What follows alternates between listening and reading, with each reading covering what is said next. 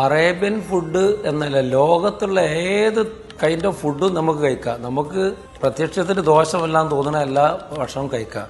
അതിലെ പ്രശ്നം എന്ന് വെച്ചത് നമ്മൾ കഴിക്കുന്ന ഫുഡ് വ്യത്യസ്ത ഇനങ്ങളായിരിക്കും. ഒന്നുകിൽ ഫാറ്റ് ആയിരിക്കും, പ്രോട്ടീൻ ആയിരിക്കും, കാർബോഹൈഡ്രേറ്റ് ആയിരിക്കും, ഫ്രക്ടോസ് ആയിരിക്കും, വൈറ്റമിൻസ് ആയിരിക്കും, മിനറൽസ് ആയിരിക്കും. ഇതിന്റെ പെർസെന്റേജ് എന്ത് ചെയ്യണം?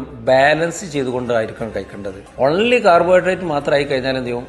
അതിലെ ഗ്ലൂക്കോസ് ഗ്ലൂക്കോഗോൺ ആയിട്ട് കരളിൽ കൊണ്ട് അവിടെ സ്റ്റോർ ചെയ്യുന്നതിന്റെ ബൈ പ്രോഡക്റ്റ് ആണ് നമ്മൾ കാണുന്നത്, വയറ് ചാടുന്നത്. അപ്പൊ എന്ത് ചെയ്യണം? ഈ കാർബോഹൈഡ്രേറ്റിനെ നമ്മൾ 20% ആക്കിയിട്ട് കുറച്ച് കൊണ്ടുവരികയാണെങ്കിൽ സ്വാഭാവികമായിട്ടും ഈ വയറ് ഡൈല്യൂട്ട് ചെയ്തു പോകും. അതുപോലെ നമുക്ക് ശരീരത്തിന് പ്രതിരോധ ശേഷി ഉണ്ടാകണമെന്നുണ്ടെങ്കിൽ മസ്റ്റായിട്ടും ഈ പറയുന്ന മറ്റുള്ള എല്ലാ അംശങ്ങളും നമ്മുടെ ശരീരത്തിലേക്ക് വരണം. പ്രോട്ടീൻ മസ്റ്റായിട്ടും വരണം. പക്ഷെ പ്രോട്ടീൻ കഴിക്കുമ്പോൾ ചെയ്യരുത്, കാർബോഹൈഡ്രേറ്റിന്റെ കൂടെ കൂട്ടി കഴിക്കുകയും ചെയ്യരുത്. അപ്പൊ ഭക്ഷണത്തിന് ഏതെങ്കിലും അറേബ്യൻ ഫുഡ് എന്നല്ല, ഏതെങ്കിലും ഫുഡിനെ ഒഴിവാക്കുക എന്നുള്ളതല്ല ശരി.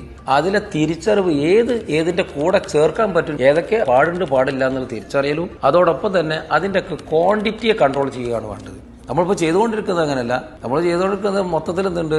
ഈ കാർബോഹൈഡ്രേറ്റിന്റെ ഒരു 95% അത് മാത്രം കഴിക്കുന്നത്. നമുക്ക് ആവശ്യമുള്ള ശരീരത്തിന് പ്രതിരോധം കിട്ടാണ്ട ഈ പ്രോട്ടീൻ പോലുള്ള മറ്റുള്ള ഫുഡുകൾ ഉണ്ടെങ്കിൽ തന്നെ അത് ഇതിന്റെ കൂടെ കൂടി ചേർക്കുമ്പോൾ ഇത് എൻ്റെ പോയിസണായി മാറുകയാണ്.